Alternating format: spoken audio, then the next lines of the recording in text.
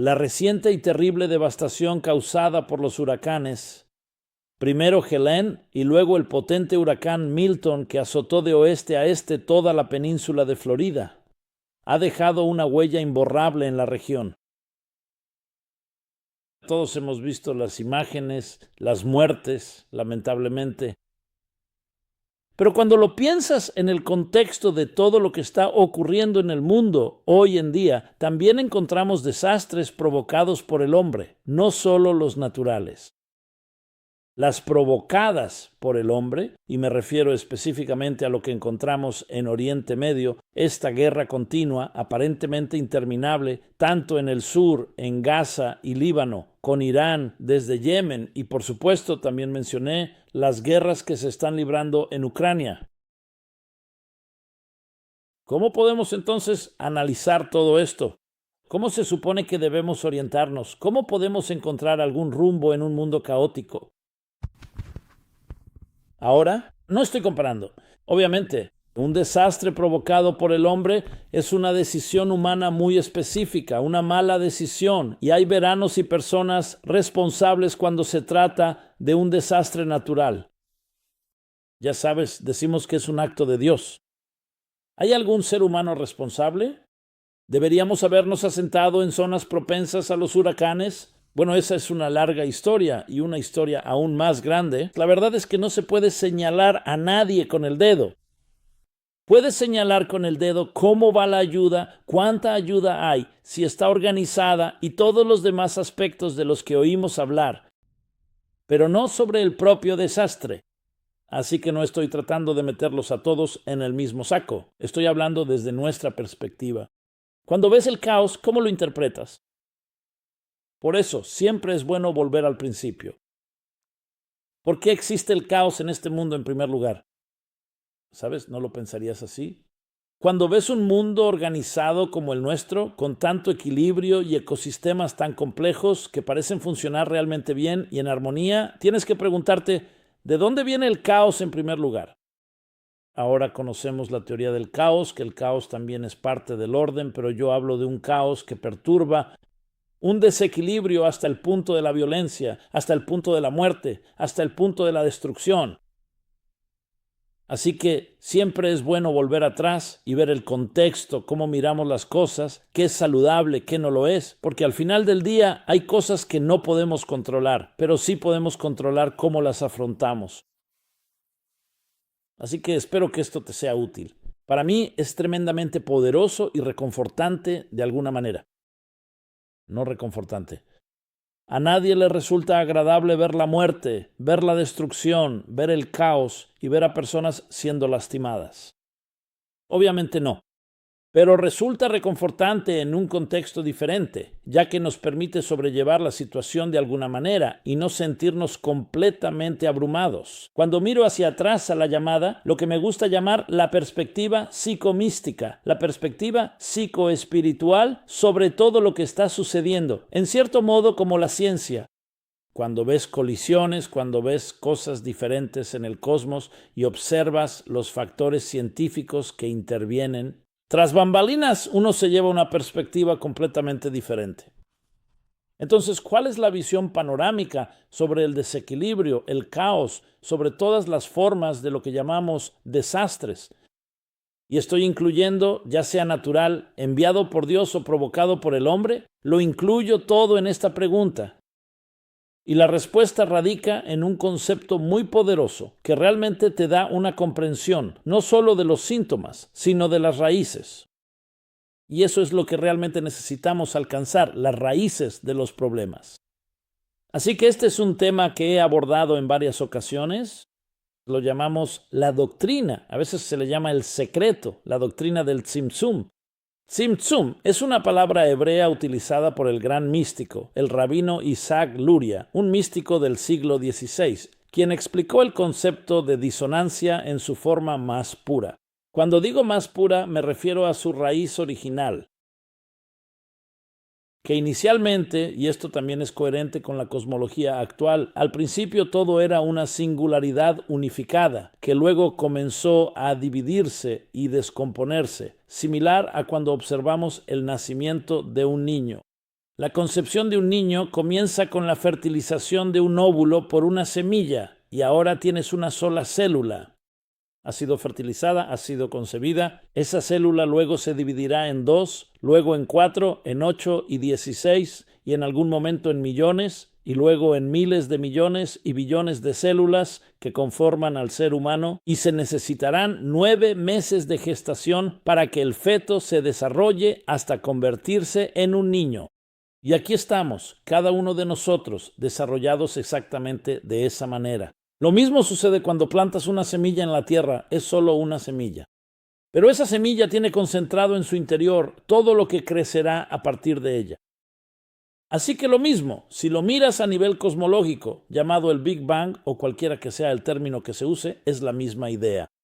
Fue una concentración de materia y energía que dio lugar a una explosión, o como sea que se explique, lo que causó esa explosión. Y a partir de ahí comenzaron a desarrollarse las semillas de la existencia.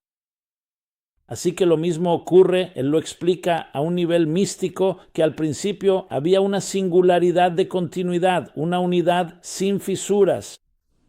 Y es interesante, la física hoy en día dice que todo está unificado. El hecho de que veamos fragmentos, veamos partes, eso es solo a simple vista, la punta del iceberg.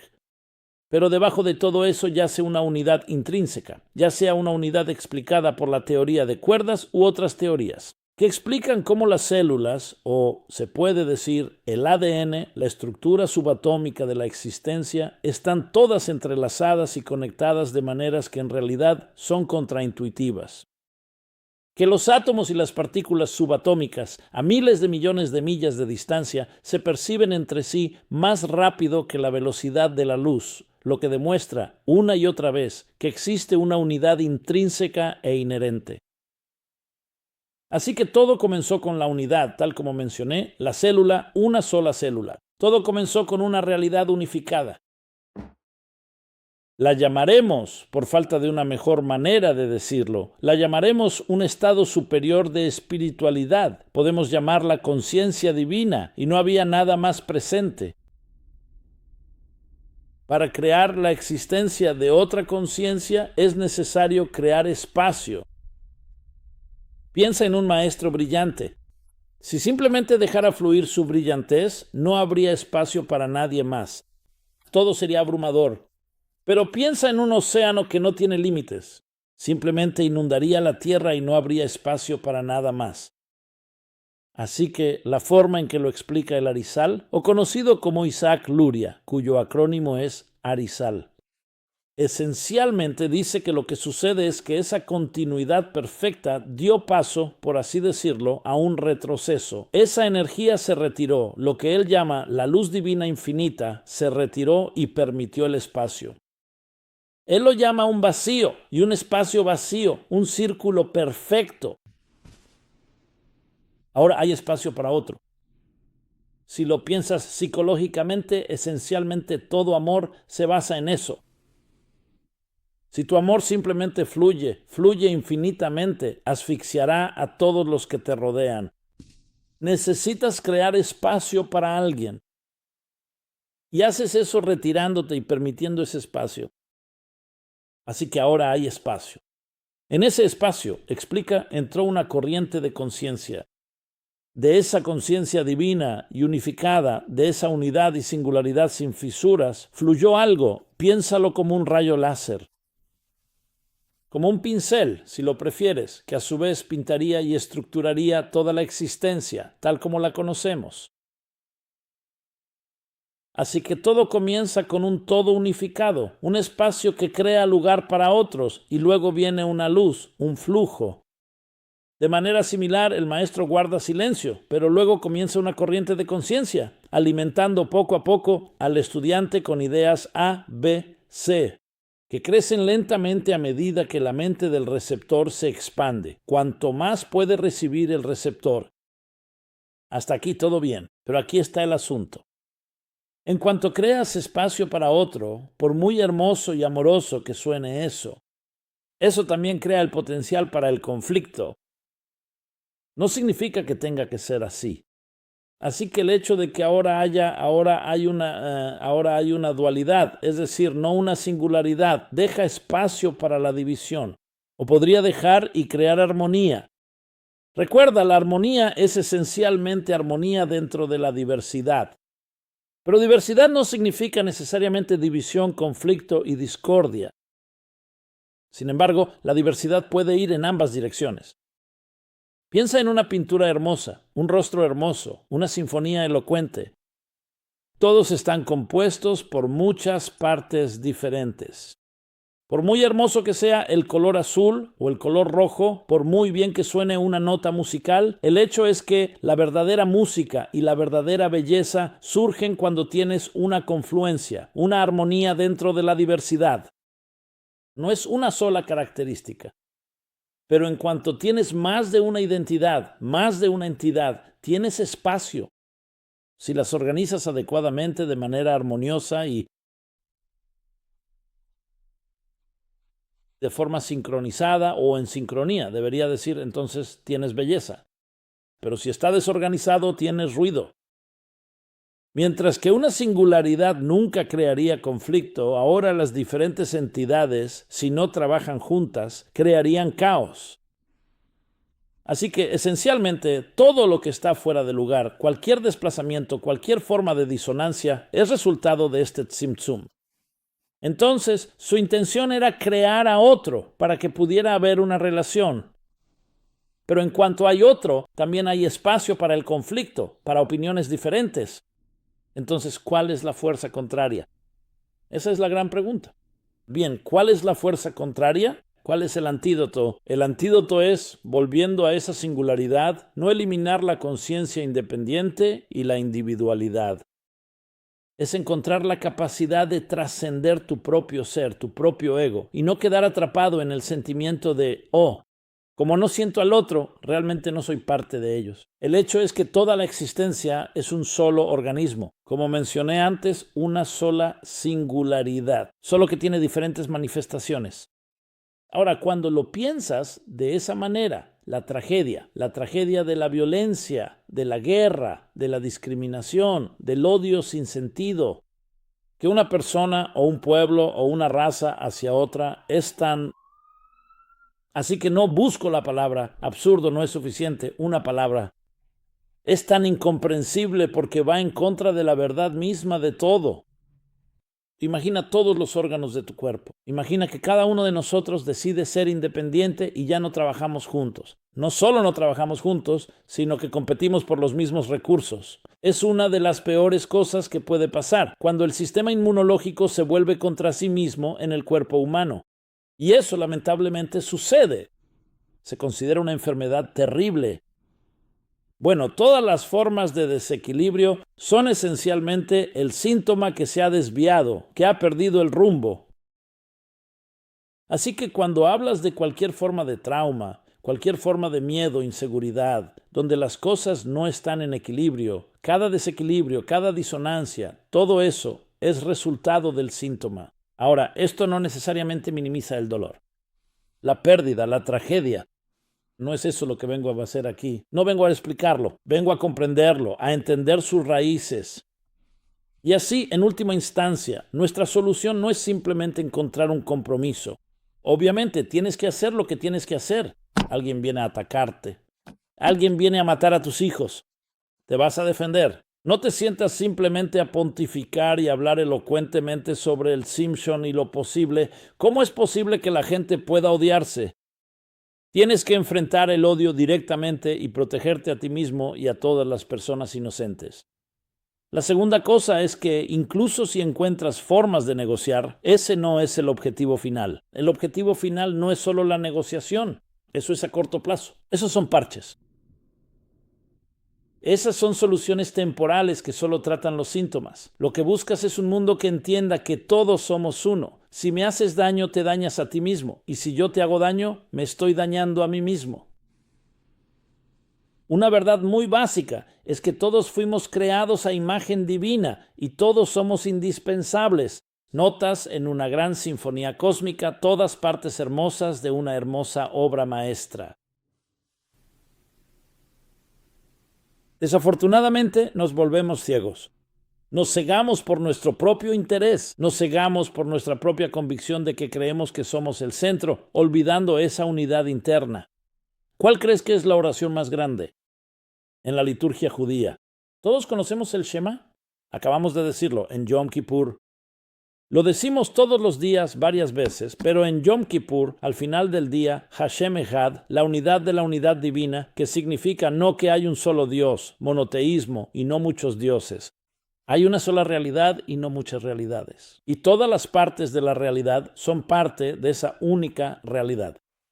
Si lo piensas, es un concepto que realmente te vuela la mente y que tiene un efecto en todo en la vida. La propia tecnología es el mayor testimonio de eso. ¿Quién lo hubiera creído alguna vez? Los parámetros y la distancia del tiempo y el espacio pueden ser superados. Que puedes hablar con alguien a millones de millas de distancia, casi instantáneamente. Puedes ver imágenes transmitidas de un extremo del mundo al otro. Ahora, no solo de un extremo del mundo, sino a través del sistema solar y más allá. Todo esto testifica que existe algún tipo de unidad interna y que estamos accediendo a ella. Así que, en algún momento, sí, si querías enviar un mensaje a alguien que vivía a 100 millas de distancia, no tenías vehículos, no teníamos tecnología. Tendrías que enviar un burro o un camello o un cartero a caballo o lo que fuera. Todo esto es testimonio de que las fuerzas invisibles de la existencia son realmente una realidad unificada. Y esto solo va a acelerar esa unidad. Sin embargo, lo que olvidamos recordar es que esa unidad no se trata solo de conveniencia y comercialización, y de jugar videojuegos o ver fútbol. Es una unidad que está destinada a enseñarnos a estar unidos con nosotros mismos, entre nuestras mentes y nuestros corazones, entre nuestra conciencia y nuestra supraconciencia, entre las diferentes fuerzas y voces, a veces contradictorias, y por supuesto, entre pueblos, comunidades, familias, cónyuges, familias, comunidades y naciones. Ahora bien, sí, puede sonar ingenuo, puede sonar como un lindo sueño, porque al final del día el interés propio está en el corazón de casi todo. Y uno ve a alguien leyendo El capitalismo de Adam Smith y se da cuenta de inmediato de que todo gira en torno al interés propio. Pero el interés propio puede ser aprovechado para un bien mayor. Así que no estoy descartando el interés propio, pero si el interés propio es el principio y el fin de todo, no. La singularidad y la unidad son el principio y el fin de todo. Y es interesante, los padres fundadores, desde entonces, cuando escribieron la Declaración de Independencia, que todos los hombres son creados iguales y están dotados por el Creador de derechos inalienables, y lo que encontramos en nuestra moneda, de todos los lugares, e pluribus unum, en Dios confiamos, e pluribus, de muchos uno. Entendiendo que ese es el principio fundamental de toda coexistencia y la capacidad real de trabajar juntos. Así que no comienza con el interés propio, comienza con la unidad. Luego está el yo independiente, la independencia consciente de la que hablé, y entonces tenemos que encontrar una manera de coordinarla. Entonces, ¿cómo se traduce eso en el caos de nuestro mundo actual? Bueno, comencemos con los desastres provocados por el hombre. Los desastres provocados por el hombre se basan claramente en los seres humanos y sus propias distorsiones, o intereses mal concebidos, o peores, o incluso obscenos. Puede llegar al punto no solo de estar en desacuerdo con otro, sino de convertirlo en guerra, en violencia, en aniquilación, en genocidio, causando muertes de hombres, mujeres y niños. Lo hemos visto en la historia y lo vemos hoy. Eso proviene de una ignorancia absoluta, más que ignorancia, una absoluta bastardización y distorsión de la esencia misma del porqué. Estamos aquí en esta tierra para ser seres humanos independientes con el fin de unirnos, para complementarnos, para polinizarnos mutuamente. Así que, como dije antes, tienes que hacer lo que tienes que hacer. Cuando alguien viene a atacarte, tienes que defenderte y protegerte, y a veces anticipar ese ataque para preservar la paz. Eso no se llama guerra, eso se llama verdadera paz.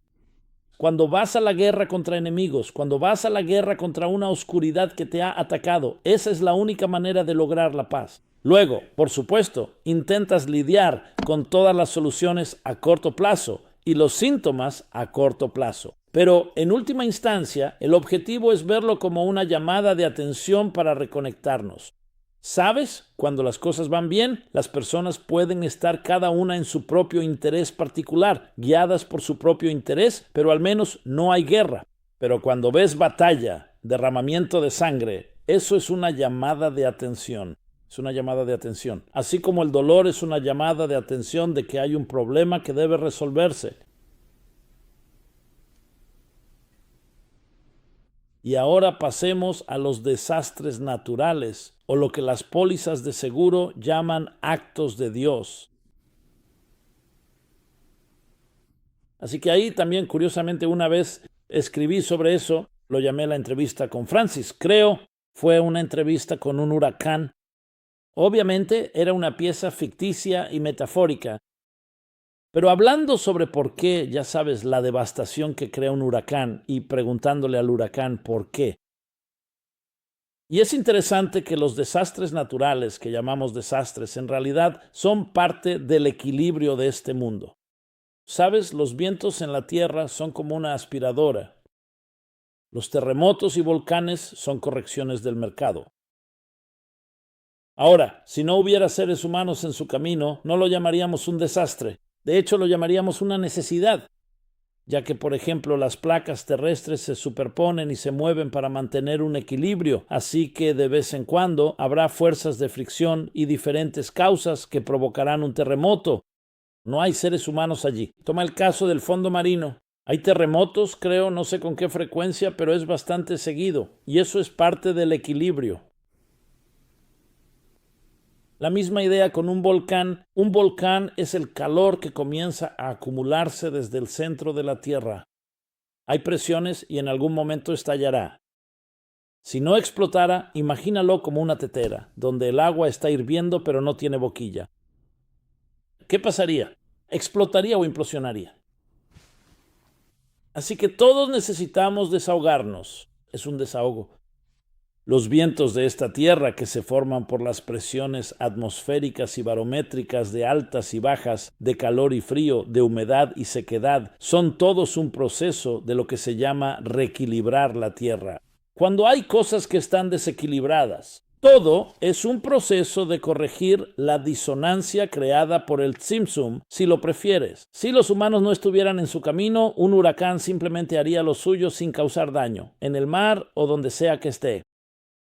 La cuestión es cuando los humanos están ahí.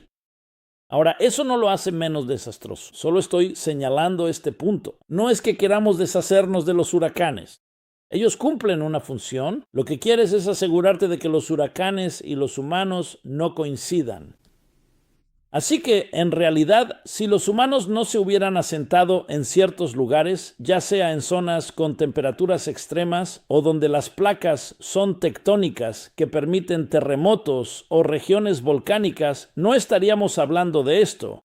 Pero nos hemos asentado en todas partes. Y no estoy culpando a nadie, solo digo que eso es parte de la realidad. Solo estoy poniendo las cosas en contexto. Ahora, esto no le quita, Dios no lo quiera, el dolor a un padre o un hijo perdido durante estos desastres. El dolor sigue ahí y lloramos por ello y no estamos tratando de minimizarlo o justificarlo. Pero la manera de entender el universo es comprender que hay muchas fuerzas diferentes en acción. Y la lección que debemos aprender es que donde tengamos control debemos encontrar maneras no de eliminar esas fuerzas diferentes, sino de hallar la armonía dentro de la diversidad. Y para eso se requiere una forma de ir más allá de nuestros egos y de nosotros mismos. Con los desastres naturales, lo único que puedo decir es que debemos consolarnos mutuamente, y en ese sentido, a cualquier persona que sea víctima de un desastre natural o provocado por el hombre, nuestros corazones y almas están con ellos y nuestras oraciones también. Quiero asegurarme de que eso quede enfatizado. De ninguna manera lo que estoy diciendo aquí pretende contradecir eso, Dios no lo quiera, pero al mismo tiempo, cuando miramos el panorama general, y especialmente cuando tomamos distancia y no hablamos de la tragedia inmediata, ¿qué aprendemos de ello? Que tenemos que hacer algo para reequilibrarnos, un amor más profundo entre nuestras propias familias y nuestras comunidades, y sí, en nuestras naciones, y reconocer que todos somos parte de un panorama más grande. Y de hecho, cuando ves la ayuda humanitaria y cómo las personas se apoyan mutuamente para ayudarse, especialmente en tiempos de desastre, eso es parte de ello. Eso es parte de recuperar el equilibrio, de restablecer el balance. Así que no estamos aquí para hablar de por qué suceden estas cosas ni de qué hacemos al respecto. En lo que respecta a lo práctico, nuestros corazones están con los demás, nos apoyamos, lloramos juntos y nos consolamos y reconfortamos mutuamente. A nivel cósmico, en una perspectiva más amplia, es un momento que nos despierta para darnos cuenta de eso. Necesitamos hacer más para equilibrar nuestras vidas, nuestra vida interna, así como nuestras relaciones interpersonales e intrapersonales. Y realmente vernos a nosotros mismos como componentes de un todo más grande.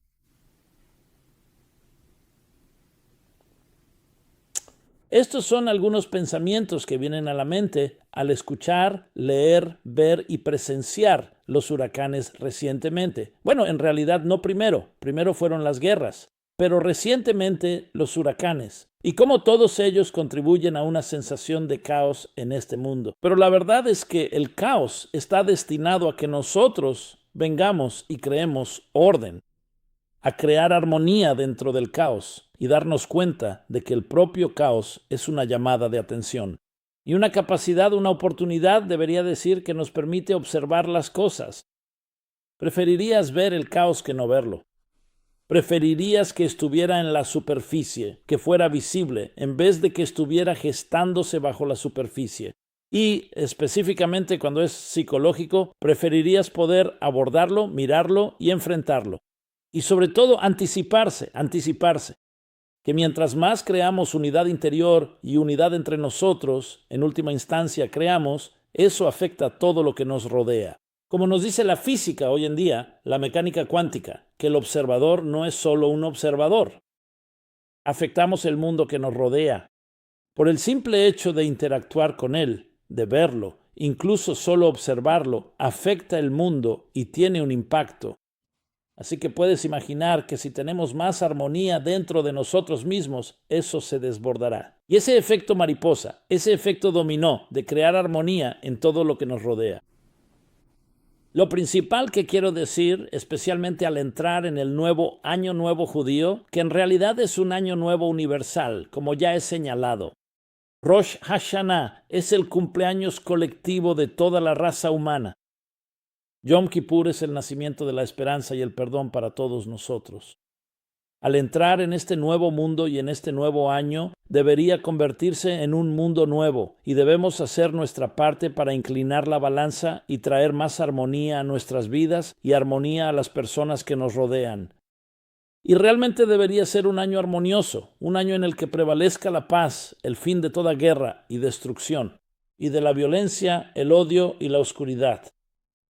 Pero no solo el fin de todo eso, sino una transformación de todo ello hacia un amor aún más poderoso y una conexión aún más fuerte, reconociendo que todos somos parte de un mismo gran panorama, de una sola narrativa, y que nosotros, tú y yo, no somos solo espectadores y observadores, sino que en realidad somos parte del drama que se desarrolla.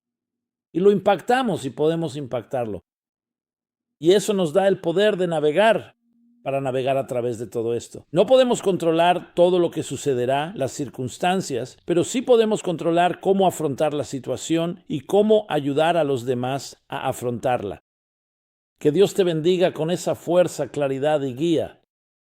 que juntos podamos hacer nuestra parte, cada uno de nosotros, y complementarnos mutuamente como parte de este panorama más amplio. Y de hecho, crear esa hermosa sinfonía cósmica de redención personal y global. Dios lo bendiga. Que te vaya bien. Debería ser un año muy, muy bendecido. Muchas gracias. Les habló Simon Jacobson.